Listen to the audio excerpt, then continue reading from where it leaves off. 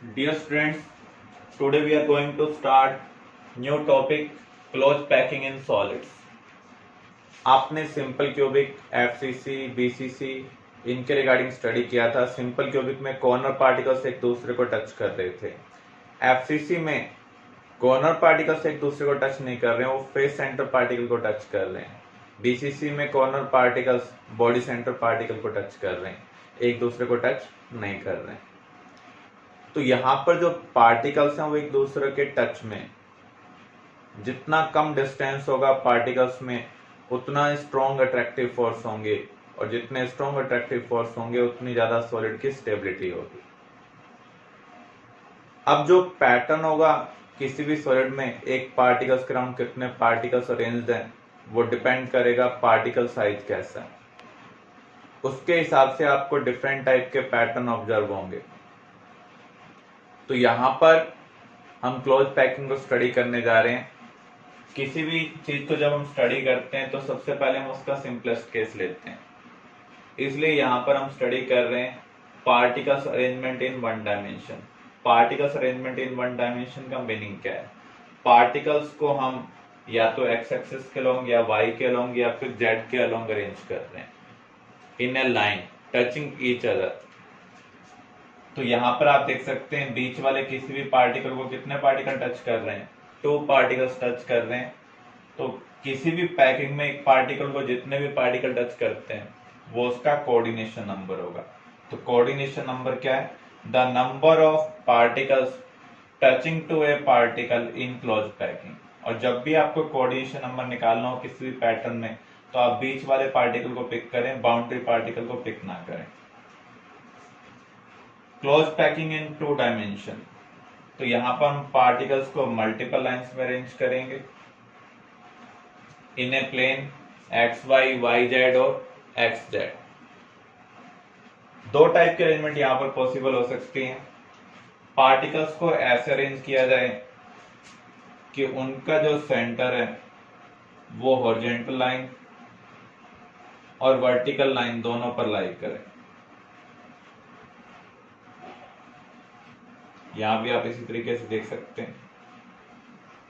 आप बीच वाले किसी भी पार्टिकल को पिक कर लें, उसको कितने पार्टिकल टच कर रहे हैं? यहाँ पर 4 पार्टिकल टच कर रहे हैं। जो पार्टिकल टच कर रहे हैं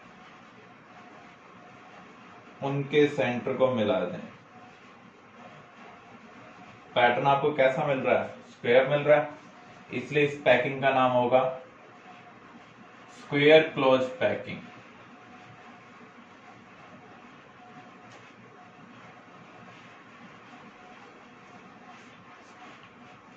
पार्टिकल्स को हम ऐसे भी अरेंज कर सकते हैं कि उनके बीच में वैकेंट स्पेस मिनिमम हो जाए। तो यहां पर जो खाली जगह बच रही है वहां पर सेकंड लाइन के पार्टिकल्स आ रहे हैं। तो यहां पर बीच वाले किसी भी पार्टिकल को पिक करें, उसको कितने पार्टिकल टच कर रहे हैं? 6 पार्टिकल। अगर आप इनके सेंटर को मिलाते हैं तो जो पैटर्न बन रहा है वो हेक्सागन है। तो इसे हम क्या कहेंगे? Hexagonal close packing.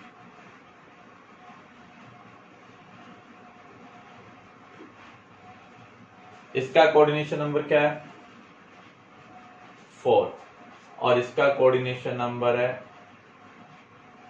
6। अगर आप इस पैकिंग को ध्यान से देखें, 2 टाइप के वर्ड्स बन रहे हैं। एक तो ट्राइंगल अप वाले और दूसरा ट्राइंगल डाउन वाले। इसको ट्राइगोनल वर्ड हम बोल सकते हैं। जब भी आप एक लेयर को कंसिडर करेंगे, जो टचिंग पार्टिकल है उनके बीच में जो खाली जगह होगी उसे हम क्या कहेंगे? वॉइड कहेंगे। इसका वॉइड ए नाम दे दो, इसको वॉइड बी। तो 2 टाइप के वॉइड एक लेयर के अंदर प्रेजेंट है, ट्राइंगल अप, ट्राइंगल डाउन। तो ये सभी ट्राइंगल अप वाले हैं, इनका हम नाम क्या रख रहे हैं? वॉइड है। और जो ट्राइंगल डाउन वाले वॉइड हैं उनका नेम हम क्या रख रहे हैं? Void B. अब हम close packing in 3 dimension study करने जा रहे हैं और यही एक्चुअल पैकिंग है। क्योंकि किसी भी सॉलिड के अंदर मल्टीपल लेयर्स प्रेजेंट हैं, एक लेयर के ऊपर दूसरी, दूसरी के ऊपर तीसरी, तो हमें 3 डायमेंशनल क्लोज पैकिंग के रिगार्डिंग स्टडी करना है। तो सेकंड में ये 2 अरेंजमेंट पॉसिबल हो सकती हैं। इन दोनों में से बेटर पैकिंग कौन सी है? हेक्सागोनल क्लोज पैकिंग है, क्योंकि यहाँ पर वैकेंट स्पेस क्या है? मिनिमम। अब हमें फर्स्ट लेयर के ऊपर सेकंड लेयर को प्लेस करना है। 2 पॉसिबिलिटी हो सकती हैं। अगर मैं फर्स्ट लेयर के ऊपर एग्जैक्टली सेकंड लेयर प्लेस कर दूं, इसी के ऊपर ऐसे ही पार्टिकल प्लेस कर दूं, अगर हम ऐसा करते हैं तो उस केस में जो फर्स्ट लेयर है और सेकंड लेयर है उसके जो एक्स वाई कोऑर्डिनेट होंगे वो सेम होंगे। आपके पास कॉइन्स हैं, कॉइन्स को आपने एक लेयर में इस पैटर्न में अरेंज किया, उसके बाद सेकंड लेयर ऑफ कॉइन्स को आप इसके ऊपर अरेंज कर रहे हैं। अगर आप एग्जैक्टली इसके ऊपर रख रहे हैं तो दोनों के जो एक्स वाई कोऑर्डिनेट होंगे वो सेम होंगे, लेकिन जो जेड कोऑर्डिनेट होंगे वो डिफरेंट होंगे, क्योंकि जैसे जैसे हाइट चेंज होगी तो जेड कोऑर्डिनेट चेंज होंगे। अगर 2 लेयर के एक्स वाई कोऑर्डिनेट सेम होते हैं तो दोनों लेयर का नाम क्या होना चाहिए? सेम होना चाहिए। तो एक पैकिंग हो सकती है ए टाइप। इसका मीनिंग क्या होगा? फर्स्ट लेयर के ऊपर एग्जैक्टली सेकंड लेयर सेम आ रही है, सेकंड के ऊपर थर्ड लेयर एग्जैक्टली क्या आ रही है? सेम आ रही है। इसके कॉम्बिनेशन से हमें क्या मिलता है? Simple cubic. ऐसा तभी होगा जब सभी लेयर्स के एक्स वाई कोऑर्डिनेट या फिर आप कह दें वाई जेड कोऑर्डिनेट क्या हो? सेम। दूसरी पॉसिबिलिटी, अगर हमें क्लोज पैकिंग रखनी है तो वैकेंट स्पेस मिनिमम होना चाहिए। तो फर्स्ट लेयर में ये खाली जगह बची हुई है, तो यहां पर हम सेकंड लेयर के पार्टिकल प्लेस करेंगे। या तो हम इस वैकेंट स्पेस को ऑक्युपाई करेंगे या फिर इसको, दोनों को हम एक साथ ऑक्युपाई नहीं कर सकते हैं। आप देख सकते हैं यहाँ पर। तो ये जब हम वैकेंट स्पेस ए को फिल करने जा रहे हैं, ये हम ऑरेंज वाला स्पेस जो है उसको वैकेंट स्पेस ए कंसिडर कर लें, ट्राइंगल अप वाला। जब हम इसको फिल करने जा रहे हैं तो हम ट्राइंगल डाउन वाले वैकेंट स्पेस को फिल नहीं कर पा रहे। तो यहां पर जो फर्स्ट लेयर है उसका नाम हम रख रहे हैं ए। अब जो सेकंड लेयर हमने प्लेस की है उसके X Y coordinate first layer से मैच नहीं कर रहे हैं, क्योंकि आप देख सकते हैं ये एग्जैक्टली इसके ऊपर नहीं आ रहा है, थोड़ा सा इधर आ रहा है। अगर ये एक्स वाई प्लेन है तो उस केस में इसके जो एक्स वाई कोऑर्डिनेट होंगे वो फर्स्ट लेयर से डिफरेंट होंगे। जब एक्स वाई कोऑर्डिनेट डिफरेंट होंगे तो लेयर का नेम भी क्या होगा? डिफरेंट होगा। तो अगर आप इसे लेयर ए कह रहे हैं तो इसे क्या कहेंगे? लेयर बी कहेंगे। अब 2 लेयर के बीच में 2 टाइप के वैकेंट स्पेस बन रहे हैं। एक वैकेंट स्पेस को 4 पार्टिकल सराउंड कर रहे हैं। आप ऑरेंज वाले वैकेंट स्पेस को देखें, एक ब्लू पार्टिकल और 3 ब्लैक पार्टिकल सराउंड कर रहे हैं। तो इस वॉइड के अराउंड जो पार्टिकल्स हैं उनकी अरेंजमेंट स्पेस में टेट्राहेड्रल है, इसलिए इस वॉइड को हम क्या कहेंगे? Tetrahedral void. तो ये जो वॉइड है इसे हम क्या कहेंगे? Tetrahedral void. इसके अराउंड 4 पार्टिकल्स हैं, तो इस वॉइड का कोऑर्डिनेशन नंबर क्या है? 4। दूसरा वॉइड है जिसके अराउंड 6 पार्टिकल्स हैं, 3 ब्लू पार्टिकल और 3 ब्लैक पार्टिकल। नीचे वाली लेयर में आप देखें 3 ब्लैक पार्टिकल है, ऊपर वाली लेयर में देखेंगे तो आपको 3 ब्लू पार्टिकल देखने को मिल रहे हैं। इसके अराउंड जो पार्टिकल्स की अरेंजमेंट है वो ऑक्टाहेड्रल है, तो इसलिए हम इसे ऑक्टाहेड्रल वॉइड कह रहे हैं। तो 2 लेयर के बीच में जो वॉइड है, हमेशा हम जब भी वॉइड देखते हैं तो 2 लेयर के बीच में ही देखते हैं, बिटवीन 3 लेयर नहीं देखते हैं। 2 लेयर के बीच में अगर एक्स वाई कोऑर्डिनेट सेम नहीं होते हैं तो उस केस में दो टाइप के वर्ड बनेंगे, tetrahedral word and octahedral word.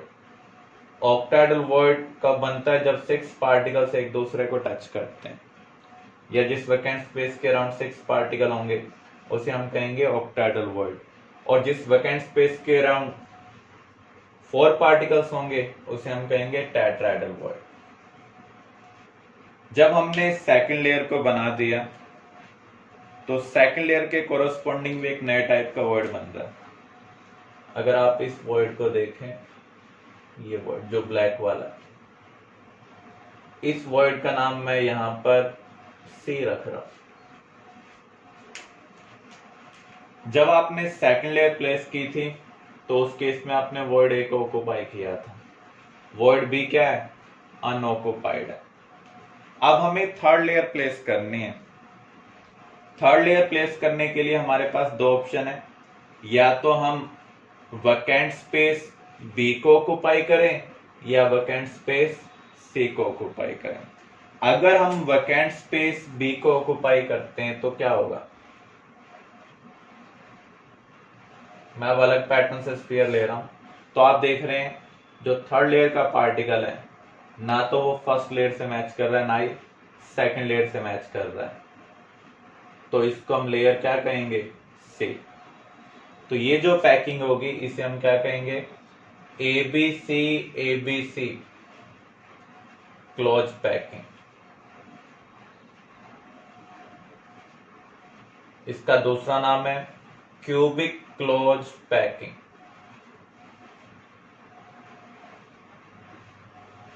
फिर से आप देख लें, जब आपने सेकंड लेयर को प्लेस किया था तो उस केस में वर्ड ए को ऑक्युपाई किया था, वर्ड बी को ऑक्युपाई नहीं किया था।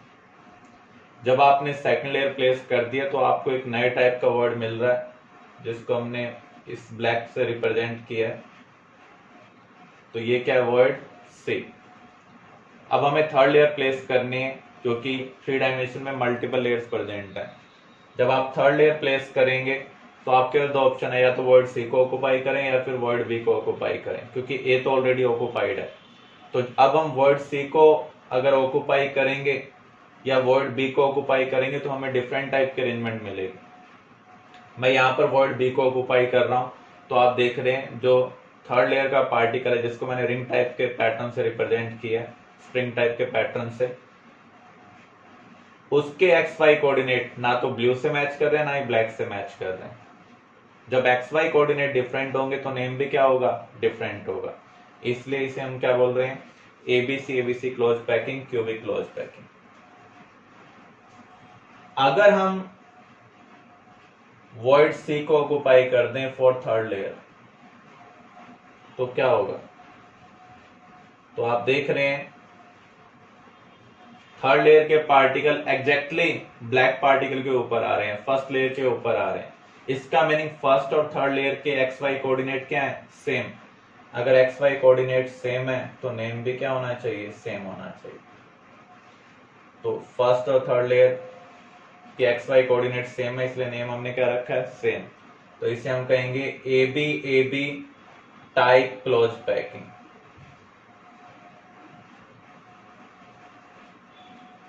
इसका दूसरा नाम है हेक्सागोनल क्लोज पैकिंग। तो 3 डायमेंशन में 3 टाइप क्लोज पैकिंग होती है।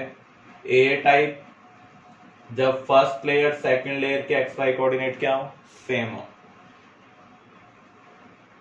सेकंड है ABC जब फर्स्ट और फोर्थ लेयर के एक्स वाई कोऑर्डिनेट सेम हो। थर्ड है AB टाइप जब फर्स्ट और थर्ड लेयर के एक्स वाई कोऑर्डिनेट क्या हो? सेम हो। अब इनका कोऑर्डिनेशन नंबर क्या होगा? अगर आप ध्यान से देखें, एक लेयर में जो ये ब्लैक पार्टिकल है इसको कितने ब्लैक पार्टिकल टच कर रहे हैं? 6 ब्लैक पार्टिकल टच कर रहे हैं।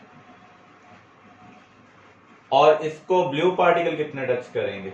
जैसे ये पार्टिकल है, इसके अराउंड कितने ब्लू पार्टिकल हैं? इससे नीचे वाली लेयर में 3 ब्लू पार्टिकल। अगर पैकिंग AB A है और आप बी को मान लें ब्लैक पार्टिकल, तो उसी के लेयर में 6 ब्लैक पार्टिकल उसको टच कर रहे हैं। ऊपर से 3 ब्लू पार्टिकल टच करेंगे, नीचे से भी 3 ब्लू पार्टिकल टच करेंगे। तो यहां पर आप देख सकते हैं इसका कोऑर्डिनेशन नंबर क्या होगा। नीचे से उसको 3 पार्टिकल टच कर रहे हैं, उसी के लेयर में 6 पार्टिकल टच कर रहे हैं, उससे ऊपर वाली लेयर में 3 पार्टिकल टच कर रहे हैं। तो इसका कोऑर्डिनेशन नंबर क्या होगा 12। तो 3 डायमेंशनल में जो हेक्सागोनल क्लोज पैकिंग है उसका कोऑर्डिनेशन नंबर 12 है। यहां पर भी कोऑर्डिनेशन नंबर क्या है 12 है। अगर हम पैकिंग को कंसिडर करें एबीसी एबीसी, इसका भी कोऑर्डिनेशन नंबर क्या है 12।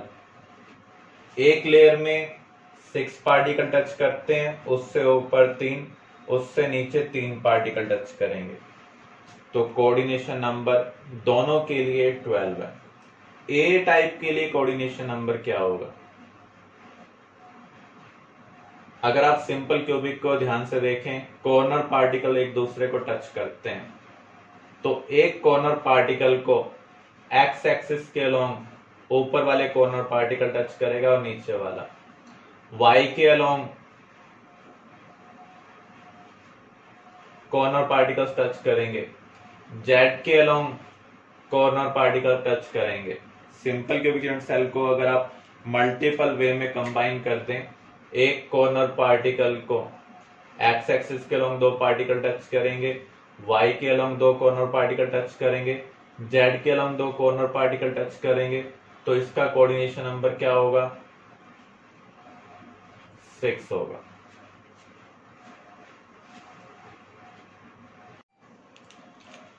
आप ए बी और एबीसी को इस तरीके से इमेजिन कर सकते हैं। एक लेयर में कितने पार्टिकल टच कर रहे हैं 6 पार्टिकल, ऊपर से इस पार्टिकल को 3 पार्टिकल टच कर रहे हैं, ऐसे ही नीचे से भी 3 पार्टिकल टच करेंगे। अगर इन दोनों का पैटर्न सेम होगा, यानी इन दोनों के जो ट्राइंगल के हेड की डायरेक्शन है वो सेम साइड होगी, तो उस केस में इसे हम कहेंगे ए बी। एबी का दूसरा नाम क्या है हेक्सागोनल क्लोज पैकिंग। देखो इस लेयर में 6 पार्टिकल टच कर रहे हैं, ऊपर से 3 नीचे से 3, तो इसका कोऑर्डिनेशन नंबर क्या है 12 है।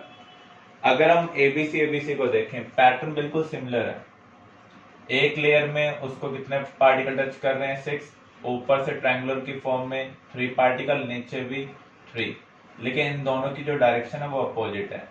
क्योंकि इनके एक्स वाई कोऑर्डिनेट डिफरेंट है, तो इनका नेम भी क्या होना चाहिए डिफरेंट होना चाहिए, इसलिए हम इसे कहेंगे एबीसी। यहां भी एबीसी का कोऑर्डिनेशन नंबर क्या है 12। एबीसी को हम क्या बोलते हैं क्यूबिक क्लोज पैकिंग और एफसीसी। जो एफसीसी है वो एक्चुअल में एबीसी है। आपसे इस टाइप का क्वेश्चन पूछा जा सकता है, एक सॉलिड में एबी टाइप की क्लोज पैकिंग है जिसके अंदर 2 लेयर है, आपको इसका कोऑर्डिनेशन नंबर निकालना है। एक लेयर में कितने पार्टिकल टच करेंगे 6 पार्टिकल।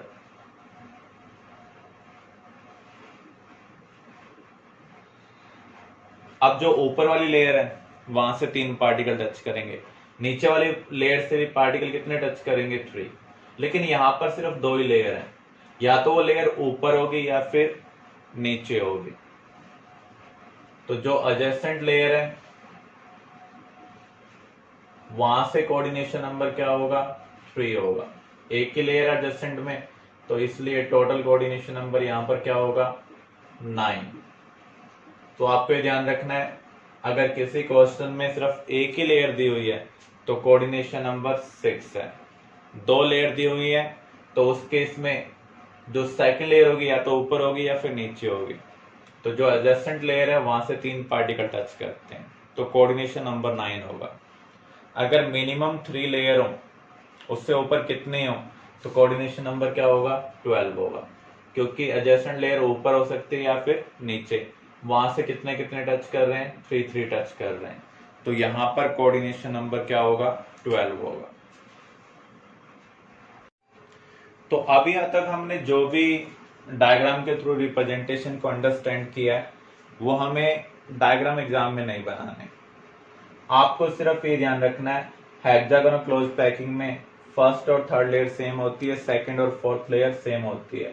उसी की लेयर में एक पार्टिकल को 6 पार्टिकल टच कर रहे हैं, ऊपर से 3, नीचे से 3, तो कोऑर्डिनेशन नंबर क्या होगा? 12 होगा। क्यूबिक क्लोज पैकिंग के केस में फर्स्ट और फोर्थ लेयर सेम होगी, फर्स्ट सेकंड लेयर सेम नहीं है, फर्स्ट थर्ड लेयर के एक्स वाई कोऑर्डिनेट सेम नहीं है, तो इस पैकिंग को हम कहेंगे एबीसी क्लोज पैकिंग। यहाँ पर भी उसी की लेयर में 6 पार्टिकल टच कर रहे हैं, ऊपर से 3 और नीचे से 3, कोऑर्डिनेशन नंबर क्या होगा? 12 होगा। तो यही हमें ध्यान रखना है, सिर्फ हमें पैकिंग का नेम पता होना चाहिए, डायग्राम आपके एग्जाम में नहीं बनाने। तो 3 टाइप की पैकिंग है 3 डायमेंशन में, ए टाइप, एबी, एबीसी। ए टाइप का कोऑर्डिनेशन नंबर है 6 और इन दोनों का कोऑर्डिनेशन नंबर क्या है? 12 है। कौन से एलिमेंट किस टाइप की 3 डायमेंशनल पैकिंग में अरेंज्ड होते हैं, इस टेबल का यूज कर हम याद रख सकते हैं।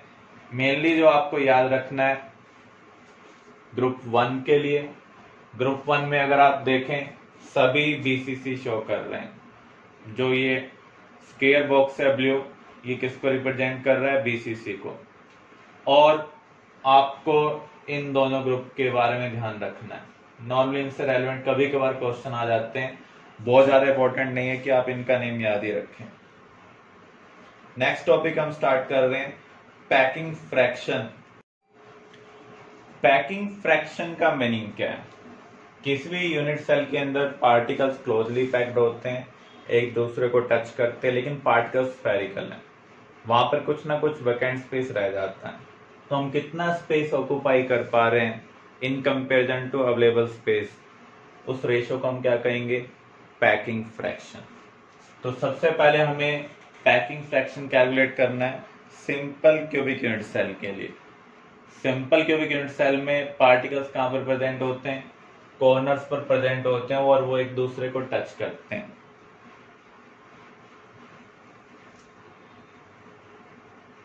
तो यहां पर सबसे पहले आपको इफेक्टिव नंबर ऑफ एटम्स के बारे में पता होना चाहिए, कितने होंगे? 8 कॉर्नर पार्टिकल्स हैं, कॉर्नर पार्टिकल का कंट्रीब्यूशन कितना है? 1/8, तो नेट कंट्रीब्यूशन क्या आ रहा है? 1। तो पैकिंग फ्रैक्शन हम निकालते कैसे? Space occupied bye space available. तो यहाँ पर एक पार्टिकल एक्चुअल में यूनिट सेल के अंदर प्रेजेंट है और पार्टिकल स्फेरिकल होते हैं, तो उसका वॉल्यूम क्या होगा? 4/3 पाई आर क्यूब। तो यहाँ पर हम लिखेंगे 1 × 4/3 pi are cube. Volume of unit cell क्या होगा? एज लेंथ का क्यूब, तो इसको हम ए क्यूब से डिवाइड कर रहे हैं। सिंपल क्यूबिक में ए और आर में क्या रिलेशनशिप थी? क्योंकि कॉर्नर पार्टिकल्स एक दूसरे को टच कर रहे हैं, तो एज लेंथ किसके इक्वल होगी? 2r के इक्वल होगी। तो यहां पर आर क्यूब से आर क्यूब कैंसिल हो जाएगा, सॉल्व करेंगे तो ये आपको 0.52 मिल रहा है। तो आपको डायरेक्टली याद रखना है सिंपल क्यूबिक का जो पैकिंग फ्रैक्शन है वो 0.52 है। अगर आपसे पैकिंग एफिशिएंसी पूछ ली जाए, एफिशिएंसी का मीनिंग होता है आउट ऑफ 100, तो फ्रैक्शन को आप 100 से मल्टीप्लाई कर दें तो आपको क्या मिल रहा है? 52%। Packing fraction for FCC unit cell, same relationship हम यूज करेंगे। सबसे पहले हमें नंबर ऑफ इफेक्टिव पार्टिकल्स निकालने हैं। तो यहाँ पर आपको पता है पार्टिकल कॉर्नर्स के ऊपर प्रेजेंट होते हैं, 8 कॉर्नर्स हैं, तो 8 × 1/8, क्योंकि कॉर्नर पार्टिकल का कॉन्ट्रीब्यूशन कितना है? 1/8 है। 6 पार्टिकल फेस सेंटर के ऊपर प्रेजेंट है और फेस सेंटर का कॉन्ट्रीब्यूशन कितना है? 1/2, तो 6 × 1/2 प्लस 8 × 1/8, नेट कॉन्ट्रीब्यूशन कितना आ रहा है? 4। इसके बाद हम रिलेशनशिप यूज कर रहे हैं एफसीसी में, एज लेंथ और रेडियस ऑफ पार्टिकल में क्या रिलेशनशिप होती है? फेस डायगोनल के अलोंग पार्टिकल एक दूसरे को टच करते हैं, तो √2a किसके इक्वल होगा? 4r के इक्वल। तो a हम क्या लिख सकते हैं? 4r/√2। तो यहां पर शो भी किया हुआ है, जो फेस सेंटर पार्टिकल्स हैं उसको कॉर्नर पार्टिकल टच कर रहे हैं। ये फेस डायगोनल है, फेस डायगोनल की लेंथ ए की टर्म में क्या होगी √2a, आर की टर्म में क्या होगी 4r। इसका हम रेडियस लेंगे, इसका रेडियस लेंगे और इसका डायमीटर लेंगे। ये एक जैसे पार्टिकल्स हैं। तो पैकिंग फ्रैक्शन हम कैसे निकालेंगे, स्पेस ऑक्युपाइड, कितने पार्टिकल्स हैं 4, एक पार्टिकल कितना स्पेस ऑक्युपाई कर रहा है 4/3 pi are cube upon A cube, A की जगह हम ये रख देंगे।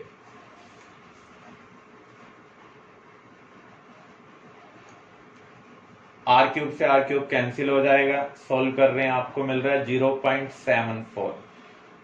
पैकिंग एफिशिएंसी क्या होगी 74%। बीसीसी के लिए जेड क्या होगा, पार्टिकल कॉर्नर्स के ऊपर प्रेजेंट है और बॉडी सेंटर के ऊपर। बॉडी सेंटर का 100% कॉन्ट्रीब्यूशन है, कॉर्नर का 8 पार्टिकल्स हैं तो 8 इंटू 1/8 1 कॉन्ट्रीब्यूशन, तो नेट कॉन्ट्रीब्यूशन बीसीसी में क्या होगा 2। तो effective number of particles in BCC कितने हैं 2। बीसीसी में बॉडी डायगोनल के अराउंड पार्टिकल टच करते हैं, बॉडी डायगोनल की लेंथ क्या होती है लेंथ की टर्म में √3a। तो पार्टिकल अगर टच कर रहे हैं तो वो डिस्टेंस r की टर्म में क्या होगा 4r, तो √3 = 4r होता है, तो a क्या होगा 4r/√3। तो यहां पर पार्टिकल्स कितने आएंगे 2 आएंगे, 2 into space occupied by 1 particle 4/3 pi are cube upon edge length cube. तो ए की जगह आप पुट कर दें 4r/√3। अगर हम इसे सॉल्व करेंगे तो आपको मिलेगा 0.68 अप्रोक्सीमेटली, और जो पैकिंग एफिशिएंसी है वो क्या होगी 68% होगी।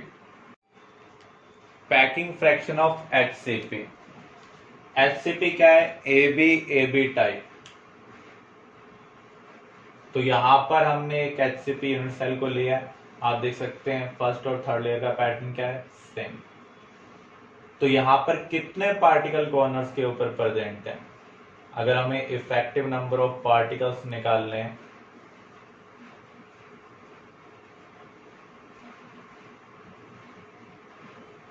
तो सबसे पहले हमें पार्टिकल्स देखने होंगे कहां पर प्रेजेंट हैं। 12 कॉर्नर पार्टिकल्स हैं, 6 ऊपर 6 नीचे।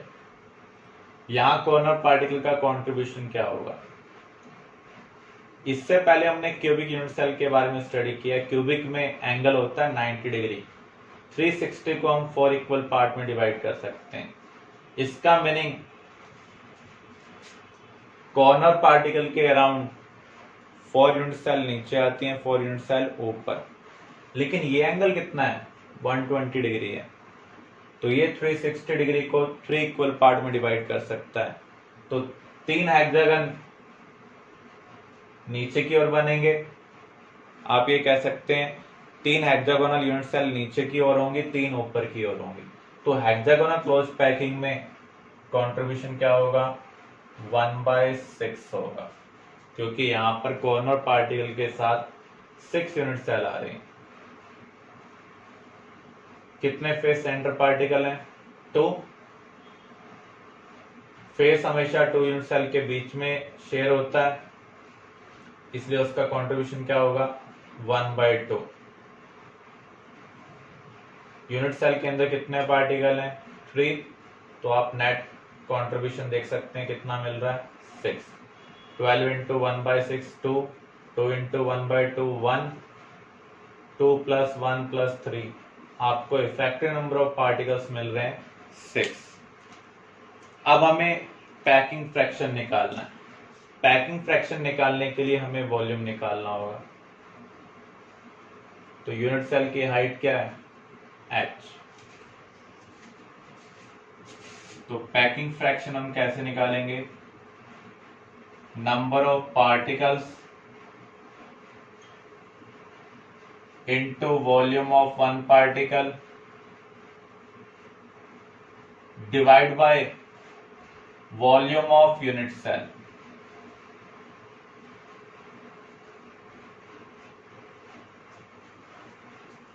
पार्टिकल यहां पर 6 हैं,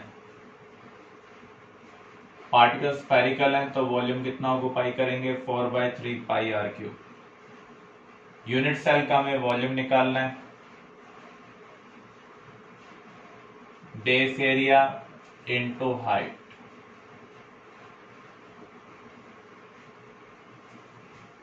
बेस एरिया में 6 इक्विलेटरल ट्रायंगल बन रही हैं।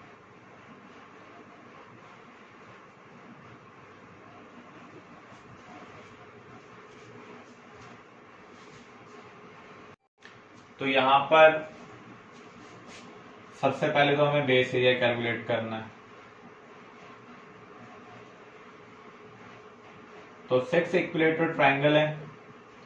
इक्विलेटरल ट्रायंगल का हम एरिया कैसे निकालते हैं, √3/2 इंटू साइड स्क्वायर।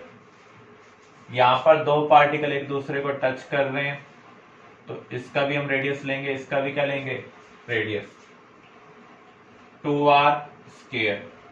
अब हमें हाइट ऑफ यूनिट सेल निकालनी है। हाइट ऑफ यूनिट सेल हम कैसे निकालेंगे, देखो आपको ये ध्यान रखना है, इस पार्टिकल का सेंटर, इस पार्टिकल का सेंटर जब आप ज्वाइन करते हैं एक लाइन के थ्रू तो वो इस इक्विलेटरल ट्रायंगल के सेंट्रोइड में से पास हो रहा है, और सेंट्रोइड जो ट्रायंगल की हाइट होती है उसको 2:1 में डिवाइड करता है। तो इस मैथमेटिक्स का यूज कर हम हाइट निकालेंगे। मेडिकल स्टूडेंट के लिए इंपॉर्टेंट नहीं है, लेकिन नॉन मेडिकल स्टूडेंट को जेई एडवांस लेवल के लिए इसको प्रिपेयर करना होगा। तो अभी जो हमने डिस्कशन किया है, अगर आप हेक्सागोन के सेंटर वाले पार्टिकल से एक लाइन वर्टिकली आप पास करते हैं तो जो बीच वाली लेयर के 3 टचिंग पार्टिकल हैं जो ट्रायंगल की फॉर्मेशन कर रहे हैं उसके सेंट्रोइड में से ये पास होगी। तो अगर हम इसको डिटरमाइन कर लें तो इसका जो डबल होगा वो हाइट ऑफ यूनिट सेल होगा। तो यहां पर इस पार्टिकल को ऊपर से 3 पार्टिकल टच कर रहे हैं, इसका मीनिंग ये जो डिस्टेंस है ये क्या है, 2r, क्योंकि ये दोनों पार्टिकल एक दूसरे को टच कर रहे हैं। जो सेंट्रोइड है वो ट्रायंगल हाइट को 2:1 में डिवाइड करता है। तो अगर आपको ये डिस्टेंस पता हो, देखिए आप ये डिस्टेंस क्या है 2r, ये डिस्टेंस क्या है r, तो आप इसको डिटरमाइन कर सकते हैं। अब आपको राइट एंगल ट्रायंगल के अंदर ये पता है, हाइपोटेनियस पता है, तो आप परपेंडिकुलर को डिटरमाइन कर सकते हैं। ये राइट एंगल ट्रायंगल है क्योंकि परपेंडिकुलर है, ये 2D में एक हॉरिजॉन्टल लाइन है, ये उसका हाइपोटेनियस है। तो इसका यूज कर हम half of height of unit cell determine कर सकते हैं। अगर हमने half of height of unit cell को डिटरमाइन कर लिया तो उस केस में आप हाइट ऑफ यूनिट सेल निकाल सकते हैं। जब हम इसको यहां पर पुट करेंगे और सॉल्व करेंगे तो इस केस में भी जो हमें पैकिंग फ्रैक्शन मिल रहा है वो मिल रहा है 0.74। आप ये कह सकते हैं FCC, hexagonal close packing, cubic close packing, यहाँ पर जो पैकिंग फ्रैक्शन है वो 0.74 है, बीसीसी में 0.68 है, सिंपल क्यूबिक में 0.52 है। मैथमेटिकली हम सबसे पहले एच कैलकुलेट करेंगे यूजिंग दिस ट्रायंगल। ये एंगल कितना आ रहा है 30 डिग्री। तो r/h यहां पर क्या है cos 30 डिग्री। cos 30 डिग्री क्या होता है √3/2, तो h आपको मिल रहा है 2r/√3। अब हम इस राइट एंगल ट्रायंगल को कंसिडर कर रहे हैं जिसमें ये परपेंडिकुलर है, ये बेस है और ये क्या है हाइपोटेनियस है। तो यहां पर हम क्या कह सकते हैं 2r² = h² + c²। सोल्व करेंगे, सी की वैल्यू निकालेंगे। ये half of height of unit cell है, इसका जो डबल होगा वो हाइट ऑफ यूनिट सेल होगा। जब हम हाइट कैलकुलेट कर लेंगे तो उसके बेस पर हम पैकिंग फ्रैक्शन भी कैलकुलेट कर सकते हैं। तो यहां पर हम वॉल्यूम ऑफ यूनिट सेल निकाल सकते हैं using base area and height, और पैकिंग फ्रैक्शन भी कैलकुलेट कर सकते हैं। तो यहां पर आप देख सकते हैं वॉल्यूम ऑफ यूनिट सेल क्या होगा, बेस एरिया जो ऑलरेडी हम कैलकुलेट कर चुके थे into height of unit cell, आपको मिल रहा है 24√2r³। Volume of 6 sphere 6 into 4/3πr³ हम ऑलरेडी कैलकुलेट कर चुके हैं। पैकिंग फ्रैक्शन क्या आ रहा है 0.74। तो परसेंटेज ऑफ वॉल्यूम ऑक्युपाइड कितना आएगा 74%। अगर आपसे वॉइड फ्रैक्शन पूछ लिया जाए तो 1 में से ये सब्ट्रैक्ट कर दें। वॉइड फ्रैक्शन का मीनिंग है कितना स्पेस खाली है। Percentage volume empty space 100 - 74। तो एचसीपी वाला सिर्फ हमें एडवांस के लिए प्रिपेयर करना है। बोर्ड के लिए डायरेक्टली आपको वैल्यू याद होनी चाहिए, सिंपल क्यूबिक के लिए क्या है, एफसीसी के लिए क्या है, बीसीसी के लिए क्या है। ये जो डेरिवेशन है एग्जाम में नहीं आती है, लेकिन height of unit cell HCP के केस में एडवांस लेवल के, या आप ये कह सकते हैं कभी कभार नीट लेवल पर क्वेश्चन आ सकता है। नीट पर पॉसिबिलिटी कम होगी क्योंकि यहाँ पर जो मैथमेटिक्स है वो थोड़ा सा कॉम्प्लेक्स इन्वॉल्व है। ट्रिग्नोमेट्री आपको बहुत अच्छे ढंग से आनी चाहिए, तभी आप इसको सॉल्व कर पाएंगे। नेक्स्ट टॉपिक इंटरस्टिशियल साइट्स और वॉइड्स। जब आप पार्टिकल्स को मल्टीपल लेयर्स में अरेंज करते हैं तो हमें कई टाइप की पैकिंग मिलती है, A type, A B, ABC, ABC.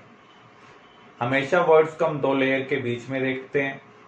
A type में जो वर्ड्स होगा उसको 8 पार्टिकल्स राउंड करते हैं, उस वर्ड को हम बोलते हैं क्यूबिक वर्ड। लेकिन वो वर्ड रेयर है क्योंकि 1 या 2 ही सब्सटेंस हैं जो उस पैटर्न में प्रेजेंट है। मोस्टली या तो पैकिंग एबी टाइप है या फिर एबीसी है। तो 2 लेयर के बीच में 2 टाइप की पॉसिबिलिटी हो सकती है। एक पॉसिबिलिटी ये कि एक वैकेंट स्पेस को 4 पार्टिकल्स राउंड करें, उसको हम कहेंगे टेट्राहेड्रल वॉइड। यहां पर वॉइड की शेप टेट्राहेड्रल नहीं है, इस वैकेंट स्पेस के अराउंड जो पार्टिकल्स है उनके अरेंजमेंट क्या है, टेट्राहेड्रल है। ऐसे अगर आप किसी वैकेंट स्पेस को 6 पार्टिकल्स राउंड करते हैं तो उस वॉइड को हम बोलते हैं ऑक्टाहेड्रल वॉइड। यहां पर भी वॉइड की शेप ऑक्टाहेड्रल नहीं है, उसके अराउंड जो पार्टिकल्स के अरेंजमेंट है वो ऑक्टाहेड्रल है।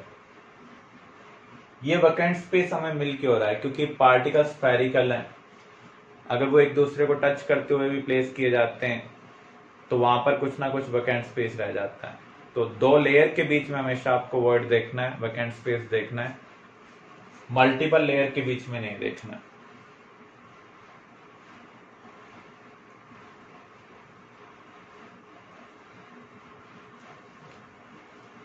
तो ये 4 पार्टिकल के कॉम्बिनेशन से बन रहा है, ये 6 पार्टिकल के कॉम्बिनेशन से बन रहा है।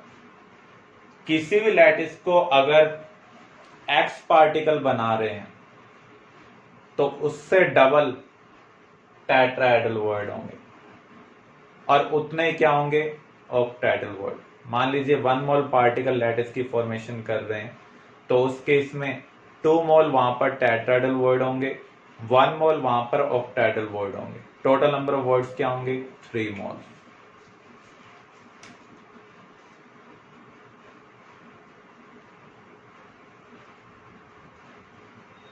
तो आप देख सकते हैं 2 लेयर के बीच में ये जो वैकेंट स्पेस है इसको नीचे से एक पार्टिकल सराउंड कर रहा है, 3 पार्टिकल ये, तो इसको हम कहेंगे टेट्राहेड्रल वॉइड। इस वैकेंट स्पेस को आप देख सकते हैं 3 पार्टिकल ऊपर वाली लेयर से, 3 पार्टिकल नीचे वाली लेयर से सराउंड कर रहे हैं, तो इस वॉइड को हम क्या कहेंगे, octahedral void. Locating voids in FCC unit cell. अभी हमने डिस्कशन किया जितने पार्टिकल लैटिस बनाएंगे उससे डबल टेट्राहेड्रल उतने ही ऑक्टाहेड्रल वॉइड होंगे। अब हम एफसीसी यूनिट सेल के अंदर वॉइड की पोजीशन को लोकेट कर रहे हैं और काउंट भी करेंगे जो हमने कहा है वो चीज़ सेटिस्फाई हो रही है या नहीं हो रही है। टेट्राहेड्रल वॉइड कितने होने चाहिए? डबल होने चाहिए। जितने पार्टिकल लैटिस बनाते हैं उतने ही ऑक्टाहेड्रल वॉइड होने चाहिए।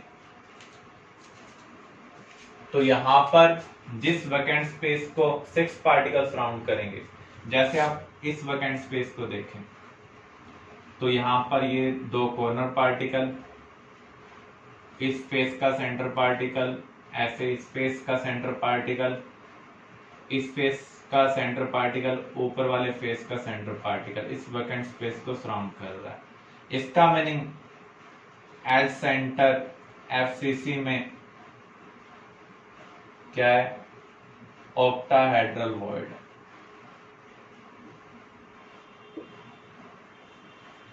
अब आप बॉडी सेंटर को और देखें ध्यान से। ये फेस सेंटर पार्टिकल, फ्रंट वाले फेस का सेंटर पार्टिकल, इधर वाले फेस का सेंटर पार्टिकल, इधर वाले फेस का सेंटर पार्टिकल, टॉप वाले फेस का सेंटर पार्टिकल और बॉटम वाले फेस का सेंटर पार्टिकल, इसको सराउंड कर रहा है। तो जिस वैकेंट स्पेस को 6 पार्टिकल सराउंड करेंगे उसे हम क्या कहेंगे? Octahedral void. तो एफसीसी में एज सेंटर और बॉडी सेंटर ऑक्टाहेड्रल वॉइड की पोजीशन है। एफसीसी में 4 पार्टिकल्स यूनिट सेल को बनाते हैं। अब हम देखते हैं यहां पर एक्चुअल में कितने ऑक्टाहेड्रल वॉइड प्रेजेंट हैं। एक रूम के अंदर कितनी एज होती हैं? 12। एज का कंट्रीब्यूशन कितना होगा? 1/4। बॉडी सेंटर का कंट्रीब्यूशन 100% होता है, 1 का 1 ही होगा। तो आप देख सकते हैं यहाँ पर नंबर ऑफ ऑक्टाहेड्रल वॉइड कितने आ रहे हैं? 4। सभी एज सेंटर के ऊपर ऑक्टाहेड्रल वॉइड थे, 12 एज सेंटर है, उसका कंट्रीब्यूशन यूनिट सेल के अंदर कितना है? 1/4। ऑक्टाहेड्रल वॉइड बॉडी सेंटर पर भी प्रेजेंट है, उसका कंट्रीब्यूशन क्या है? 100%। तो total number of octahedral voids कितने आ रहे हैं? 4। और यूनिट सेल को बनाने वाले पार्टिकल्स भी कितने हैं? 4। तो हम कंक्लूड कर सकते हैं जितने पार्टिकल यूनिट सेल को बनाते हैं उतने क्या होंगे? ऑक्टाहेड्रल वॉइड होंगे। अब हम टेट्राहेड्रल वॉइड्स को लोकेट करने जा रहे हैं। एफसीसी के अंदर बॉडी डायगोनल के ऊपर एक ऐसा वैकेंट स्पेस बन सकता है जिसको 4 पार्टिकल्स राउंड कर सकते हैं। आप ये कह सकते हैं 3 फेस सेंटर पार्टिकल जो इस कॉर्नर के अराउंड प्रेजेंट है। कॉर्नर पार्टिकल किसको टच करता है? फेस सेंटर को। इस कॉर्नर के अराउंड 3 फेस सेंटर पार्टिकल हैं, तीनों को ये टच कर रहा है, उनके बीच में एक वैकेंट स्पेस बनेगा जो बॉडी डायगोनल के ऊपर लाई करेगा। तो इस वॉइड को हम क्या कहेंगे? Tetrahedral void. इस यूनिट सेल के अंदर कितने कॉर्नर हैं? 8 कॉर्नर्स हैं। एक इसके कॉम्बिनेशन से टेट्राहेड्रल वॉइड बनेगा, दूसरा इसके कॉम्बिनेशन से, तीसरा, चौथा, 5वां, 6वां, 7वां, 8वां। तो जितने कॉर्नर पार्टिकल्स हैं वो अपने नेबरिंग फेस सेंटर पार्टिकल के कॉम्बिनेशन से एक वॉइड बना रहे हैं जिसको हम क्या कह सकते हैं? टेट्राहेड्रल वॉइड, क्योंकि उसको 4 पार्टिकल्स राउंड कर रहे हैं। तो ऐसे 8 कॉम्बिनेशन पॉसिबल हैं, इसलिए यहाँ पर 8 टेट्राहेड्रल वॉइड हैं। आप ये भी कह सकते हैं हर बॉडी डायगोनल के ऊपर 2 ऐसी पोजीशन बन रही हैं जिसको 4 पार्टिकल्स राउंड कर रहे हैं। तो ऐसी पोजीशंस को हम क्या कहेंगे? Tetrahedral void. तो यहाँ पर टोटल कितने टेट्राहेड्रल वॉइड हैं? 8 टेट्राहेड्रल वॉइड हैं। एफसीसी को कितने पार्टिकल बनाते हैं? 4 पार्टिकल्स। और नंबर ऑफ टेट्राहेड्रल वॉइड आप देख रहे हैं उसके डबल आ रहे हैं।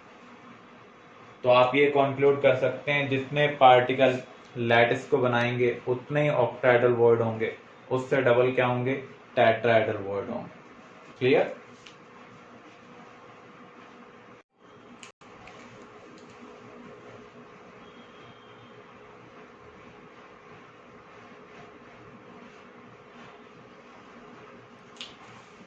बीसीसी में आप देख सकते हैं कहां पर ऑक्टाहेड्रल वॉइड है और कहाँ पर टेट्राहेड्रल वॉइड है।